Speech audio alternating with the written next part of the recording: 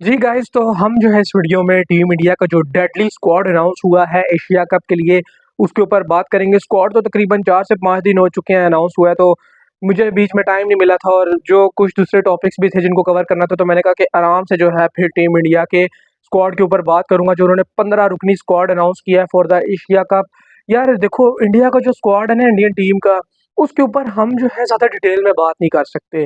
क्योंकि इनका जो स्क्वाड है वो आपको कंप्लीट मिलेगा। इसमें आपको प्रॉपर बैटर भी मिलेंगे, इसमें आपको प्रॉपर स्पिनर भी मिलेंगे, इसमें आपको प्रॉपर पेसर भी मिलेंगे, इसमें आपको जो है वो प्रॉपर अच्छे ऑलराउंडर भी मिलेंगे। तो जिसे कहते हैं ना कंप्लीट स्क्वाड, वो आपको मिलेगा टीम इंडिया का। तो समझ लें कि इस एशिया कप की जो सबसे स्ट्रॉन्ग टीम है वो टीम इंडिया ही है। हाँ, स्क्वाड के अंदर 2 से 3 लूप होल्स हैं ऐसे जिनके ऊपर बात करनी चाहिए, और वो ऐसे नहीं है कि हम जो कहें कि यार इस प्लेयर को क्यों आपने रख दिया, इसकी परफॉर्मेंस नहीं है। इनके जो स्क्वाड के ऊपर बात होती है वो इस तरह होती है कि यार इस लड़के की परफॉर्मेंस इससे बेहतर है, तो इसको रखना चाहिए टीम में, और इसके जो स्टैट्स हैं और जिस तरह इसका प्रीवियस रिकॉर्ड आ रहा है उस हिसाब से इस बंदे की परफॉर्मेंस इससे कहीं ज़्यादा बेहतर है। लेकिन ये नहीं कि जिसकी हम बात करें कि इसको नहीं होना चाहिए तो वो बुरी परफॉर्मेंस दे रहा है, वो भी परफॉर्मेंस दे रहा है। लेकिन वर्ल्ड क्रिकेट के हिसाब से जो है ना, जिस बंदे को हम चाह रहे हैं कि यार आप लोग जो है इसको स्क्वाड के अंदर सेलेक्ट करें, उसकी परफॉर्मेंस जो है थोड़ी सी हाई लेवल पर है। दोनों की परफॉर्मेंस सेम ही हाई लेवल पर है, लेकिन एक की थोड़ी सी और ऊपर हाई लेवल पे चली जाती है। तो उस वजह से तो हम कहते हैं कि यार इनका जो स्क्वाड है टीम इंडिया का, इसके अंदर यार इस प्लेयर को होना चाहिए, इसकी परफॉर्मेंस आ रही थी, इसको इन्होंने नहीं रखा, इसके साथ ज्यादती कर दी। लेकिन जो पहले का है टीम में भाई, उसकी भी परफॉर्मेंस है। तो इनकी जो मुकाबला चलता है ना टीम के अंदर, वो हाई परफॉर्मेंस के ऊपर चलता है कि इसकी हाई परफॉर्मेंस क्यों नहीं है, अच्छी परफॉर्मेंस है, बहुत अच्छी क्यों नहीं है। तो इनके जो स्क्वाड होता है उसमें इस तरह की बहस चलती है। हमारे वाला हिसाब नहीं है कि भाई चलो जी इसको सीधा बैट पकड़ने आता है तो रख लो, थोड़ी बहुत इसकी बॉल विकेट तक पहुंच जाती है तो रख लो, हमारे ये तरह का इनका स्क्वाड नहीं होता। तो जो इनके स्क्वाड के अंदर हैं प्लेयर्स, उनकी डिस्कशन करेंगे, और 1 से 2 ऐसे प्लेयर्स हैं जिनको होना चाहिए था मेरे मुताबिक इस स्क्वाड के अंदर, उनको नहीं रखा, तो जो उनके साथ जाती है उस चीज़ पे बात करेंगे। बाकी जो है इनका स्क्वाड भाई कंप्लीट स्क्वाड है, डेडली स्क्वाड। मैंने इसलिए नहीं कहा कि वीडियो के स्टार्ट में कि भाई डेडली स्क्वाड है इनका, तो वो तो ज़्यादा डिटेल में हमें बात करने की ज़रूरत ही नहीं है कि यार इस प्लेयर को क्यों नहीं रखा, इसको क्यों रख दिया, ये है वो है। कंप्लीट स्क्वाड है और इससे बेहतर स्क्वाड हो भी नहीं सकता था। हाँ, 1-2 जो इंक्लूजन है जिनकी मैं आगे जाके वीडियो में बात करूँगा, अगर वो 1 से 2 इंक्लूजन हो जाती तो इनका स्क्वाड और मजबूत हो जाता। तो वो स्क्वाड ऑलरेडी मजबूत है, उसको और मजबूत करने की हम बात कर सकते हैं। अगर वो प्लेयर्स ना भी हो तो टीम इंडिया को फर्क नहीं पड़ेगा। बस उनको रखने से ये था कि यार इनका स्क्वाड एक कंप्लीट और जिसे कहते हैं ना सुपर डुपर स्क्वाड हो जाता, तो वो बात हो जाती। तो सबसे पहला नाम जो है इनका सूर्या कुमार यादव है, जो इनके कैप्टन है। उसके बाद शुभमन गिल हैं जो इनके वाइस कैप्टन हैं। फिर इनके पास आते हैं जी अभिषेक शर्मा, तिलक वर्मा, हार्दिक पांड्या, शिव दुबे, अक्षर पटेल, जितेश शर्मा, जसप्रीत बुमराह, अर्शदीप सिंह, वरुण चतुर्वेदी, कुलदीप यादव, संजू सैमसंग, हर्षित राणा, रिंकू सिंह। अब ये इनका जो है 15 का स्क्वाड है। अब देखिए, सबसे पहले तो हम बात करें सूर्य कुमार यादव की। सबको पता है कि भाई वो मुंबई इंडियंस के कैप्टन रह चुके हैं और अभी इंडियन टीम के जो है वो कैप्टन भी हैं, प्रेजेंट में उनको कैप्टन भी बनाया हुआ है इन्होंने। तो कैप्टनसी तो वो अच्छी कर ही रहे हैं। उनकी अपनी थोड़ी सी परफॉर्मेंस इंटरनेशनल लेवल पे डाउन जरूर रही, लेकिन उन्होंने आईपीएल से कवर करने की कोशिश की, और अभी मोस्ट प्रोबेबली चांस ये है कि वो दोबारा से जो है परफॉर्मेंस देने लग जाएंगे। उसके बाद शुभमन गिल है, टेस्ट सीरीज में इनको कैप्टन बनाया गया, उसकी परफॉर्मेंस के ऊपर जो है मुझे लगता है कि इनको टी20 स्क्वाड में भी डाला गया है। लेकिन अगर आप मुझसे पूछे ना, तो शुभमन गिल के बारे में मैं थोड़ा सा डाउटफुल हूँ कि इनकी टी20 स्क्वाड में जगह नहीं बनती। ऑल्दो इन्होंने बहुत अच्छी परफॉर्मेंस की है और गुजरात टाइटंस के कैप्टन भी थे और उन्होंने वहां पर बहुत अच्छी परफॉर्मेंस दी है, लेकिन उसके बावजूद जो एक टीम इंडिया का माइंडसेट और एक जो टीम इंडिया की हाइप बन चुकी है इंटरनेशनल लेवल पे, उस हिसाब से टी20 टीम में जो है ना शुभमन गिल मुझे फिट नहीं दिखाई देते। तो मैं अब आगे जाके बात करूंगा कि इनको किन के साथ रिप्लेस करना चाहिए था, जिनकी जगह बनती थी उनको बाहर करके जो है इनको रखा गया। फिर आते हैं जी अभिषेक शर्मा साहब। को पता है भाई डिस्ट्रक्टिव ओपनर है और सनराइजर्स हैदराबाद की तरफ से खेलते रहे हैं, वहां से भी इन्होंने बड़ी जबरदस्त परफॉर्मेंसेज दिखाई हैं, तो इसलिए इनकी तो जगह बनती ही है और इनको तो बाहर कर ही नहीं सकते थे लोग। फिर तिलक वर्मा है, इनकी भी काफी अच्छी परफॉर्मेंसेज हैं इंटरनेशनल क्रिकेट में खास तौर पे। ठीक है, आईपीएल में थोड़ा सा इनका डाउन गया ये वाला आईपीएल, लेकिन वैसे ही ओवरऑल बड़े जबरदस्त बल्लेबाज है। फिर हार्दिक पांड्या कंप्लीट ऑलराउंडर है, ये तो टीम से बाहर हो ही नहीं सकते। फिर शिवम दुबे है, इनकी नई एंट्री हुई है। इनका भी मैं थोड़ा सा डाउटफुल हूँ कि यार जब आपने अक्षर पटेल और हार्दिक पांड्या को रख दिया, तो फिर शिवम दुबे को कहाँ पर आप फिक्स करना चाह रहे हैं, क्योंकि हार्दिक पांड्या शिवम दुबे सेम ही चीज बन जाती है। तो थोड़ा सा आप कह सकते हैं कि हार्दिक पांड्या से इनका लेवल नीचे है, बराबरी तो नहीं आप करवा सकते, लेकिन सिमिलर ही एक किस्म का गेम प्ले आ जाता है ना, ये भी बॉलिंग करवा लेते हैं और बैटिंग कर लेते हैं, लेकिन हार्दिक पांड्या का एक लेवल और है। लेकिन देखिए, आप जिसे कहते हैं ना कि सिमिलर काइंड ऑफ वो चीज़ बन जाती है, तो इसलिए शिवम दुबे का मुझे समझ नहीं आई कि इनको क्यों जो है इन्होंने कंटिन्यू करवाया स्क्वाड के अंदर। फिर आते हैं जी अक्षर पटेल, इनका भी पता है कि भाई ये तो उन कंडीशंस के हिसाब से भी बड़े सूटेबल हैं और अच्छे स्पिनर हैं और बैटर भी बड़े क्लास के हैं। जहाँ पर ज़रूरत पड़ती है टीम इंडिया को बैटिंग से, वहाँ पर ये बैटिंग में भी स्कोर करके दे जाते हैं, अगर ऊपर से जल्दी कोलैप्स हो जाए।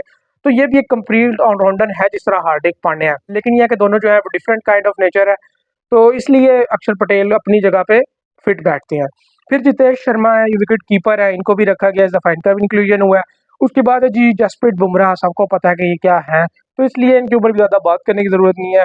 फिर अर्शदीप सिंह है, और इनका भी सबको पता है कि भाई ये शॉर्टर फॉर्मेट में काफ़ी ज़्यादा अच्छी परफॉर्मेंसेस दे रहे हैं। फिर वनडे में हो गया, इनको ज़्यादा चांस ऑल दो नहीं देती टीम इंडिया, और टेस्ट में भी इनको इंग्लैंड वाले टूर पे साथ लेकर गए, लेकिन मौका नहीं दिया, और मेरे नज़दीक इनको देना चाहिए था वहाँ पे भी। चलो यहाँ पर इनको मौका मिल रहा है, तो सबको पता है कि ये बड़े अच्छे बॉलर हैं, और मेरे नज़दीक ये काफ़ी अंडररेटेड भी हैं, इनको ज़्यादा रेट नहीं किया जाता। वैसे इन्होंने भी काफ़ी ज़्यादा मैचेस जितवाए हैं टीम इंडिया को। फिर उसके बाद है जी वरुण चतुर्वेदी, सबको पता है कि यार बड़े ज़बरदस्त स्पिनर हैं। इन्होंने जिस तरह आईसीसी चैंपियंस ट्रॉफी 2025 में बॉलिंग की थी, तो उनके हिसाब से इनको कंडीशंस का भी काफ़ी आइडिया है, यूज्ड टू हैं कंडीशंस के हवाले से भी, और सीनियर भी हो चुके हैं आप तो इसलिए आप कह सकते हैं कि यार अच्छी पिक है ये भी, और इनको भी आप बाहर नहीं कर सकते थे। और जबकि आपको पता है कि यूए की कंडीशंस के अंदर आपने एशिया कप खेलना है, तो उनके लिए तो ये फर्स्ट चॉइस ही बनते हैं।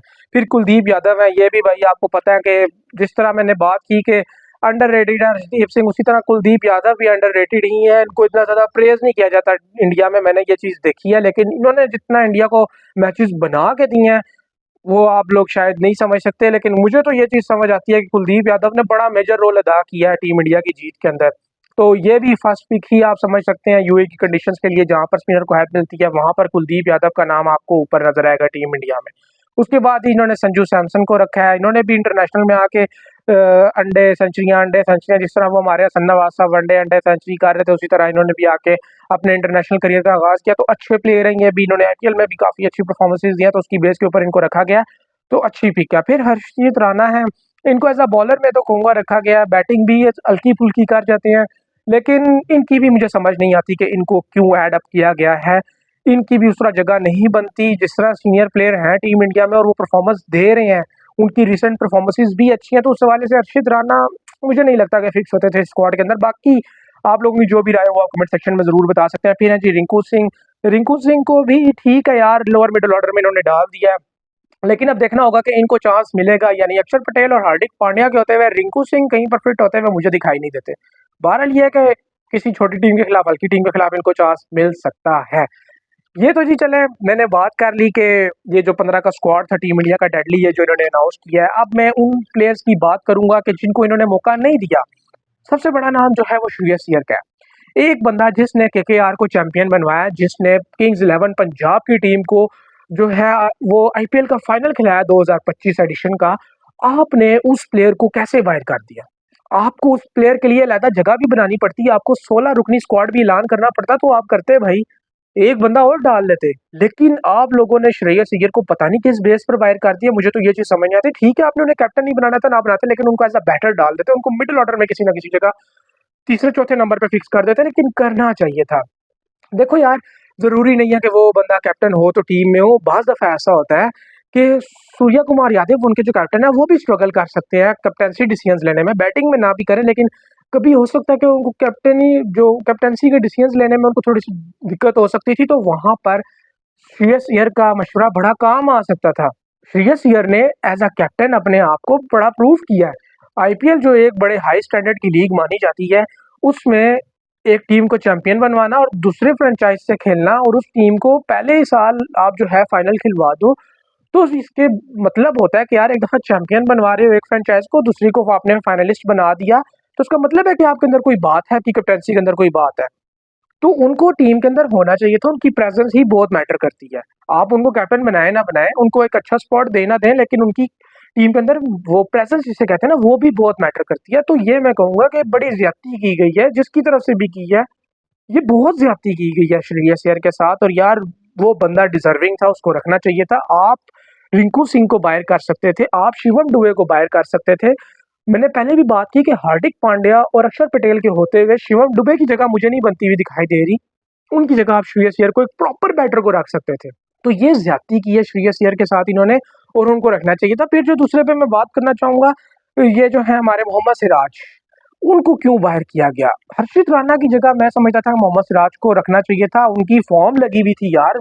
आप देखें कि जो उन्होंने टेस्ट सीरीज ली, बराबर करवाने में किसका हाथ है? मोहम्मद सिराज का। तो फिर आपने उनको किस तरह बाहर कर दिया?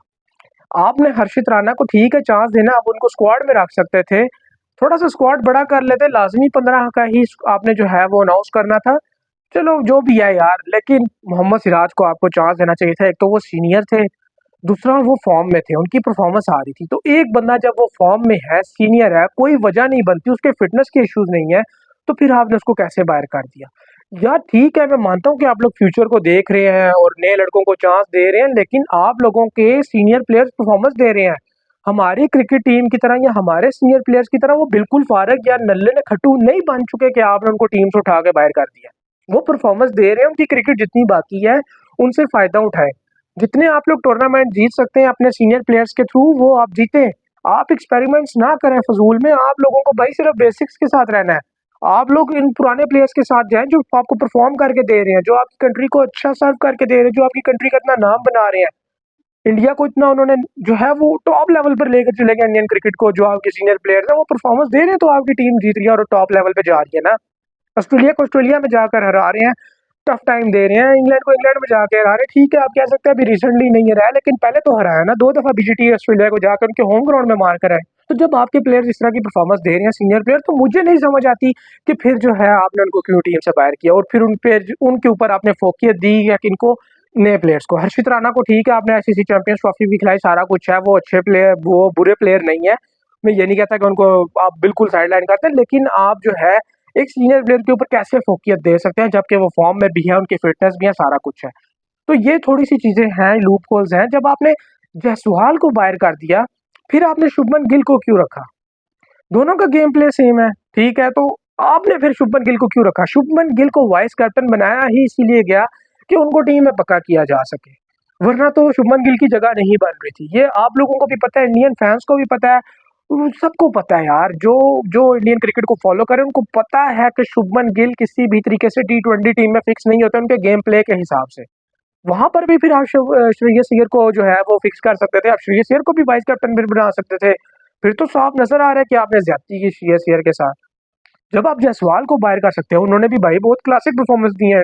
इंग्लैंड के खिलाफ भी उनकी सेंचुरीज आ रही थी टेस्ट में, और आप आईपीएल उठा के देख लो तो उसमें भी सिमिलर परफॉर्मेंस दिया है शुभमन गिल की और जायसवाल की। दोनों ने सिमिलर परफॉर्मेंसेस दी हैं, तो फिर जायसवाल को रख लेते आप लोग। फिर उनको भी बाहर करके आपने ज्यादती कर दी, और फिर आपने जब सेलेक्ट कर लिया शुभमन गिल को, तो फिर आपने ज्यादती कर दी। तो या तो दोनों को सिलेक्ट करते या तो दोनों को ना करते, एक को करके आपने वाइस कैप्टन बनाया कि उसकी टीम में जगह पक्की हो जाए। उसको रखा ही इसलिए कि टीम में जगह पक्की हो जाए। जिस तरह हमारे सलमान अली आगा को T20 टीम में पक्का करने के लिए कैप्टन बनाया गया, उसी तरह शुभमन गिल को इंडियन टीम में पक्का करने के लिए वाइस कैप्टन बना दिया। तो कहीं ना कहीं जहाँ के पाकिस्तान इंडिया की सोचें जरूर मिलती हैं, चाहे जितने भी अच्छे फैसले कर लें, लेकिन बीच में कोई ना कोई ऐसे ब्लंडर जरूर रखते हैं दोनों बोर्ड, ये बीसीसीआई और ये जो हमारा पीसीबी है, ये दोनों कोई ना कोई ऐसे डिसीजन जरूर रखते हैं कि जिससे जो है लोगों को बात करने का मौका मिलता रहे, और कोई ना कोई जिसे कहते हैं ना कंट्रोवर्सी चलती रहे मार्केट में। तो मैं तो यही कहूंगा कि यार सिराज को होना चाहिए था स्क्वाड में, और श्रेयस अय्यर को होना चाहिए था। ये इन्होंने बड़ी ज्यादती की है। बहरहाल बाकी तो इनका स्क्वाड मैंने आपको पहले कहा कि डेडली स्क्वाड है, कंप्लीट स्क्वाड है। हाँ, इस स्क्वाड को अगर आप मजीद मजबूत करना चाहें तो फिर आप श्रेयस अय्यर और सिराज का इंक्लूजन करें, तो एक डेडली स्क्वाड मजीद और हो जाएगा और मजीद मजबूत हो जाएगा स्क्वाड। बाकी तो इस स्क्वाड के अंदर मजीद कोई चेंजेस की जरूरत है नहीं, कंप्लीट स्क्वाड है। अगर श्रेयस अय्यर नहीं भी है तो बाकी इनकी टीम के अंदर इतना दमखम है कि ये एशिया की जितने रेलुकट हैं इनको आराम से काबू कर सकती है टीम इंडिया। तो इसलिए अगर वो ना भी हो तो उस तरह का इम्पैक्ट नहीं पड़ेगा, लेकिन अगर होते तो फिर इनकी टीम जो है बहुत मजीद टीम बन जाती। बहरहाल आप लोगों की जो भी राय हो टीम इंडिया के स्क्वाड के बारे में, वो कमेंट सेक्शन में जरूर बताना। अपना बहुत सारा ख्याल रखना। मिलते हैं आप लोग उस नेक्स्ट वीडियो में, तब तक के लिए अल्लाह हाफिज।